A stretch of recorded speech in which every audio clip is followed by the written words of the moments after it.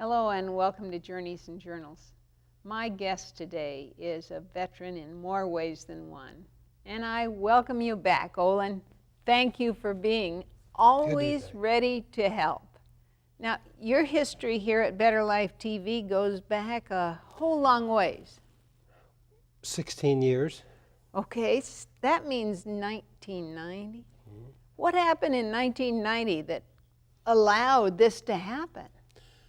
You know, one of the fellows here in our church, by the name of Delmer Wagner, had this dream of taking 3ABN, putting it on the air, where people could get the 3ABN just by their UHF antenna, just a regular television antenna, and look at 3ABN.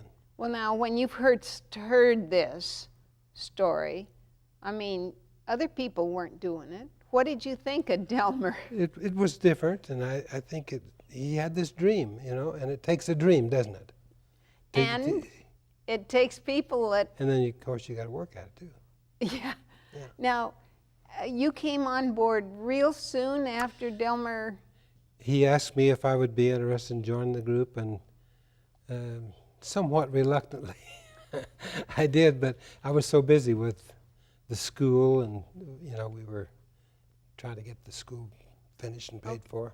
Okay, and you are a businessman. You mentioned on a previous show that you were a carpenter by trade. Yes. When I finished with the 8th grade, my father talked me into going to vocational school. And this vocational school was part of Phoenix Union High School. And I went to that vocational school and took carpentry for 1 year. So you're probably... It's never left me. 11 or 12 or 14? Well, I was 14, 15 years old. And your father thought that was probably all the education you'd need. Yes, he was a carpenter, and he thought it was a good thing, and I'd be a carpenter. Well, we've learned that your father had quite a family. Yes. My father he had married a gal in Arkansas, and she died of the flu during the epidemic in 1919, I believe it was. And they had 2 children. Dad had 2 children by her. She passed away, and then he got married to my mom, and she had 14 children. Well, you have to mention how old your mom was when she got married. She was 16, and Dad was 32. And Mom was just barely 16, I've heard. I think so. And took on this responsibility. And the firstborn child was? Of hers was Ed, my brother Ed. Well, and Ed passed away several years ago. So Olen was one of the big kids, though. There was Ed, Raymond, Edith, and then myself. And Raymond didn't live long. He was 2 or 3 months old when he died, I think. Well, his mother was a guest here on Better Life Television with me, and I was so privileged to have her surrounded by her 4 girls, telling stories about her. This lady lived to be what age? If she had lived 4 more days, she would have been 102. And though her eyesight was not what it used to be, she'd say, "Come close. Oh, it's Bernie." And she was a trooper. She lived alone until in her 90s sometime, wasn't she? Dad passed away in 88, and she passed away in 2005 or 4. She was 2005. One of my heroes, and that's why I have, well, there's so many in this nation's family that I can do lots of different shows. Now, Olen and your wife, Mary, were on telling a little bit about the history of nursing homes here in the valley, right? You started with one old house, right, called Yes, the Kesterson the old Mansion. Kesterson, yes, the old Kesterson home, and it had been converted to a nursing home before we bought. But Mrs. Gill, the owner of it, had had a heart attack, and she was really eager to sell to someone.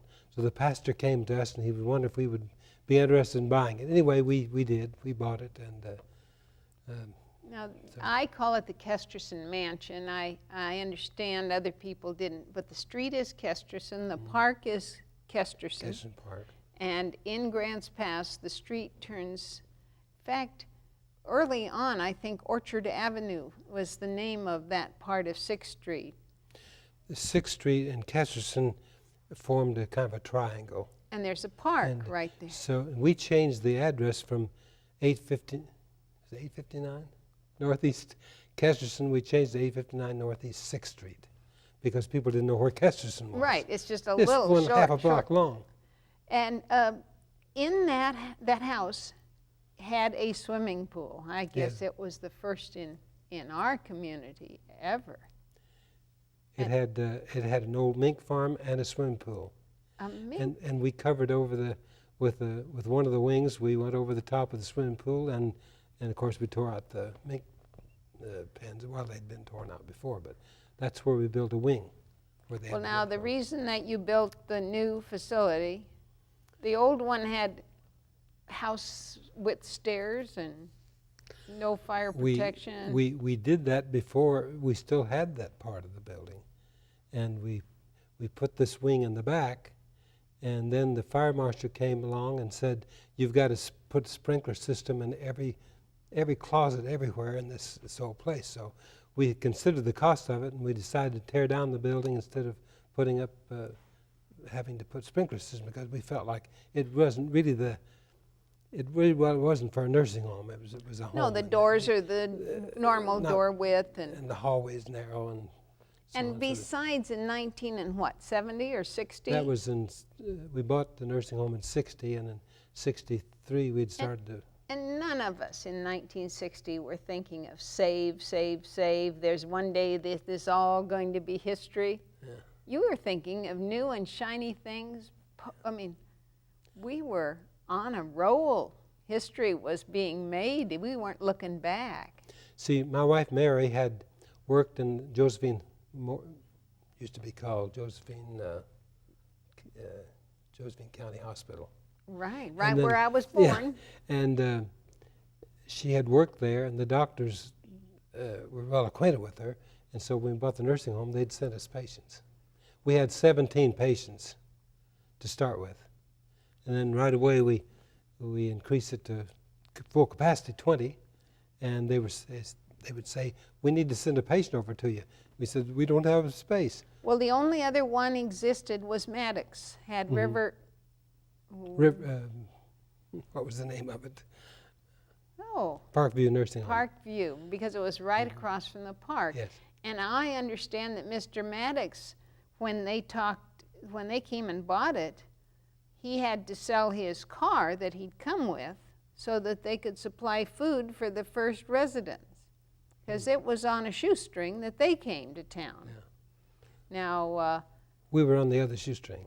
you want to tell us a little bit about this shoestring and how Well, it started in your life? It was with the nursing homes, you mean? No, Oh. with you as a Oh, person. yes. Well, you know, we moved from Texas, where Dad was involved in the oil fields, and we moved to Phoenix, Arizona, when it was much smaller than it is now. It was 1928. And we were very poor, and we finally bought some property out near Buckeye, Arizona. And Do you have any idea how much he paid for that property? for 40 acres, he bought 40 acres. I don't know. I really didn't know how much it was, but it couldn't have been very much. Because he didn't have No. very much, ever in No. his whole life. No, he probably got it almost free. And he didn't have work for a while. We lived what they call a relief back at that time. We didn't have welfare like we have now. But I remember they were giving us food and giving us rice. And Mom would cook the rice, and we didn't have anything to put on it, but it wasn't too bad, considering we didn't have anything else. Yeah. One friend of mine told about trying to feed her little brothers and sisters, and all that was left in the house was a little ice cream and, oh dear, I forgot. Ice cream, what's that? And something like beans, and that was all there was to feed her 3 little siblings. Times were tough. But when I went I was in about the 2nd grade of school, and at that little country school we went to, Mom would fix lunch for us. Mm-hmm. And she liked to fix bean sandwich. And I like bean sandwiches, but this one day, one of my school chums there, they said, I'll trade you that bean sandwich. You give me the bean sandwich, I'll give you this chocolate cake. Yeah. A piece of chocolate cake. I said, what a deal. My, sure, I'd be glad to do that. But he got the best of the deal. Yeah. Bean sandwich is better than a piece of cake. Well, if you're talking nutrition, but what was it like for a kid to have a piece of chocolate yeah, it was cake? Good. Yeah. Olen, you've done a lot of things. You've been a carpenter, you've been a medic, and we still have out your red, white, and blue flag.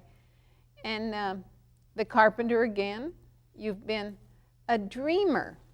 And I can only envision that we today are sitting here beneficiaries of your dream for Better Life Television. Better Life Television is growing. We have just got the verbal okay for a full power station in Roseburg, where we can reach out to 4 counties: Lane County, Coos County, Benton County, and Douglas County. Oh, this is such exciting news. And that'll give us more than double our viewers. We could look back at show that we did with you and your wife, Mary.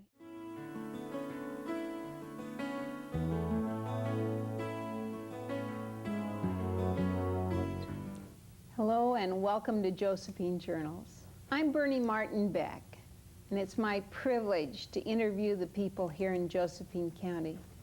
People that have been here longer than I have. People that were born here, and some that came just a little later.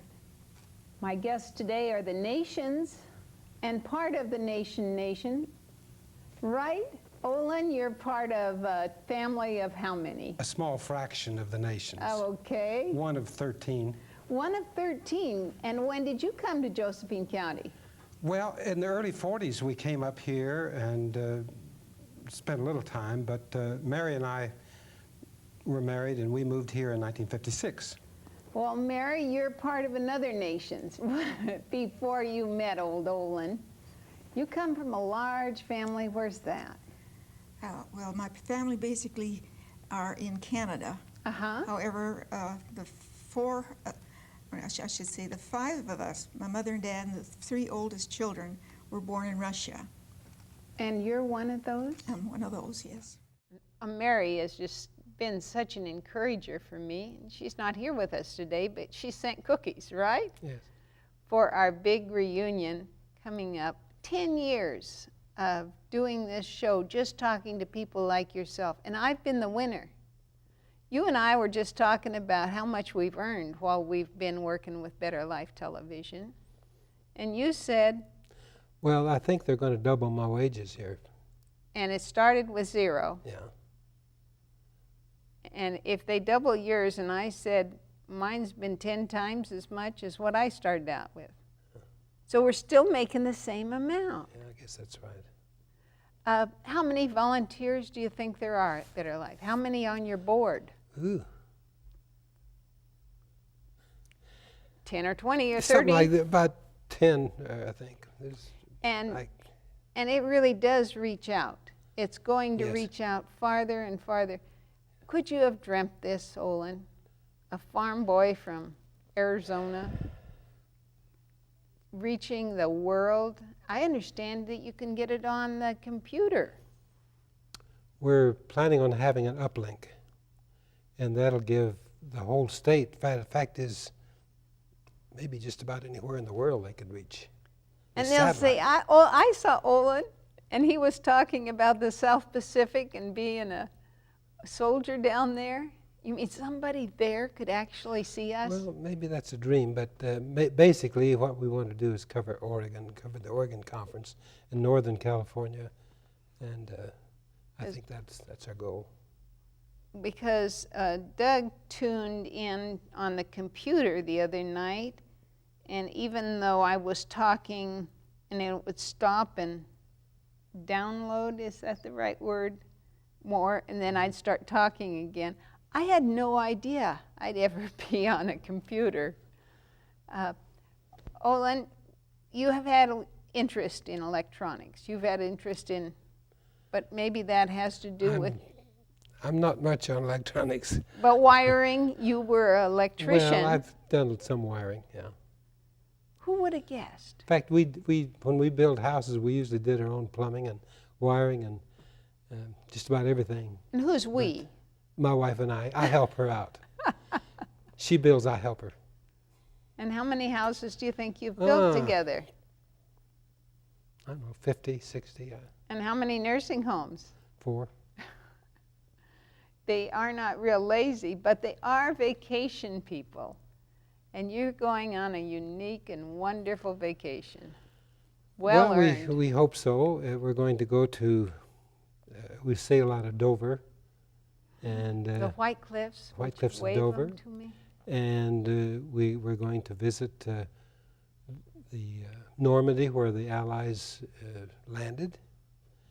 And then we're going to go down to France and Portugal, Lisbon, and the Rock of Gibraltar, and on to southern France and land at Monte Carlo.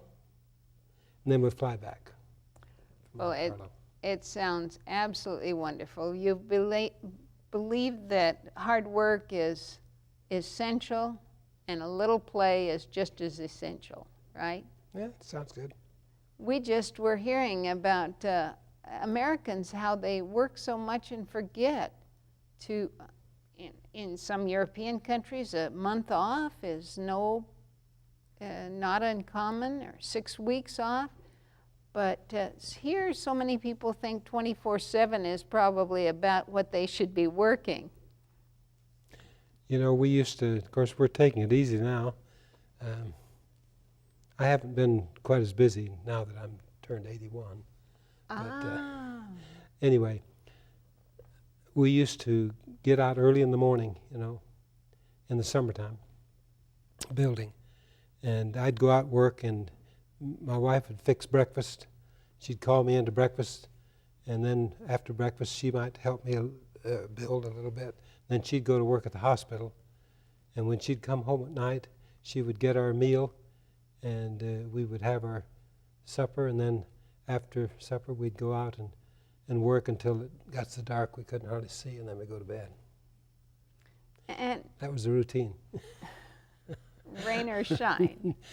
Usually when we were on the roof doing the shingle, it was either so cold I couldn't feel the nails in my hand, the tacks, or so wet that it was so wet and it was so hot that we couldn't hardly be on the roof. Interesting times. Or so wet you were sliding off.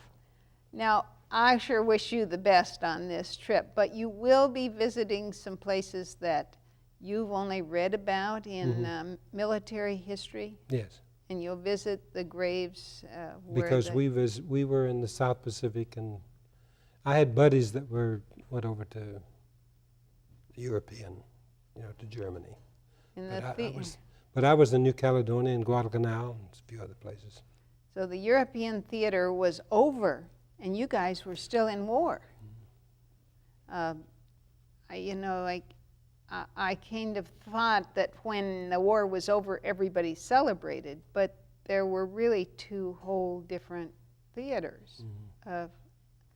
Were you treated well when you came home from the military? Yes. Yeah. It was I think the American people really appreciated the servicemen. And so they gave us a glorious welcome. Well, I understand in Medford they even had this great big lumber carrier going up and down the streets just with parades of other people in cars behind them, honking and celebrating. And here, like in Klamath Falls, I had a Life magazine here one time with the story of property. They had like a lottery, and the people who won the lottery to get the property. But here people could just, I'm told, the property was available. They could buy with, there was already power and water to the lot, and they could buy it for just a nominal fee if they were a veteran in Veterans Edition, right across from the hospital.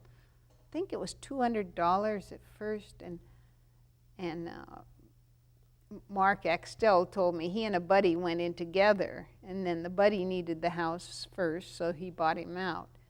But these stories, I am hunting for all the Camp White buildings that came here. Do you know of anybody that brought an old Camp White building and rebuilt it? Not particularly acquainted with anybody there. But Oh, there's this wonderful church out on the Miracle Mile, and there were these Quonset huts. We think there were 4 of them brought here. One was Benny Spaulding's nickel stick lumberyard.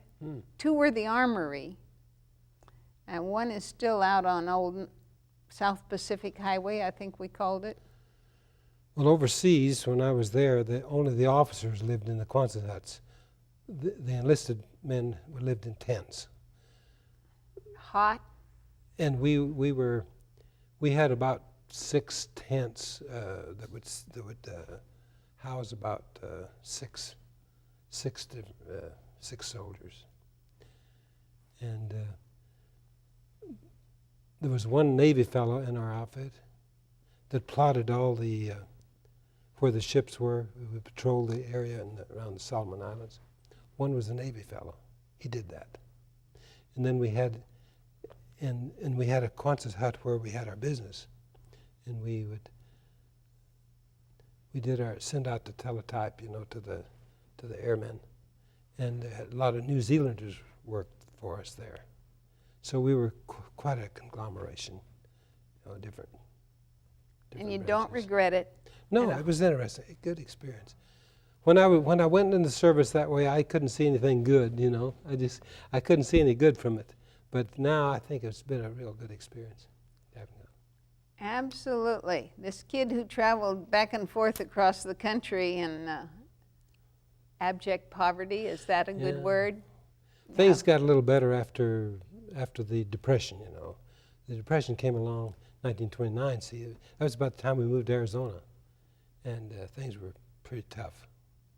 But in the mid-30s, they began to get better. And Dad found work. I once said about my family origin is Irish, and we came during the potato famine to Canada, and because going to Canada was only half the price of coming to the U.S. and about 1/4 the price of going to Australia. And and I said at the family reunion, where there must have been 40 of us in Toronto last year, I said, and look at us now, we're all here with shoes on. The family had to live in a cave that first year. In the winter in Ottawa, I can't even imagine such poverty and such need. Yes. It's just, America's been a land of opportunity for both of us. Fortunately, where I grew up, it was warm, the weather was warm. Well, in the winter time, it would get down to freezing, but not for very long. And I remember one year I went without shoes all winter long. And that wasn't because you liked going No, barefoot? I think it was my choice, though. I could have had shoes. Maybe they wouldn't have fit too good, but I could have worn something. But I chose to be barefoot. I think his brother told me they were sharing a Just pair once of in a while, you shoes. step on what we call goat head, you know, and just pull the sticker out. It would hardly penetrate enough to hurt. Through your leather feet. Yeah. Huh? Olen, you know, I want to show a little bit of the way it was the first time we did an interview. When your whole family was here with us, I remember your mom and it seems like your daughter, and we had quite a crowd here that very first time, 10 years ago. Mm-hmm. And you've been a regular on the show because you've got so much history all wrapped up in your little, up your sleeve, let's say. You've got history about depression and about big families and about coming to Oregon, but then you've got history about now. How did you get to be so savvy about television? Better Life TV. I still don't feel like I'm too savvy with it, but 15 anyway. years on the board, and it keeps going forward. Yes. It's good. I'm glad to be a part of it. Well, I am glad that I came along 5 years later, and it was already a going concern. I was asked to be on a program committee, and they said, what could we do to be more relational, more community friendly? And I said, history. It's a no-brainer. I think you got into something that's really, really interesting. You know, So I said I'll do the interviewing if Olen Nations will be the upfront guy doing the interviews. So I went about and I got Irvily Dayton and I got other people lined up to do the interviews, and they hadn't asked Olen. It wasn't part of his agenda. Oh. So they said, oh, Bernie, why don't you just go ahead? It's a few hundred shows ago, 10 years. And you've been involved with it for 10 years. Plus the time I was just on the program board, and I am so proud of the growth and all the volunteers. Why, we've got volunteers behind the camera that are real veterans there, and I thank them. I thank the people out front, and I thank you for your vision. That's what it takes, folks, real vision to see us move forward. And thank you for your support, for watching us here on Better Life TV. I'm Bernie Martin Beck saying bye for now.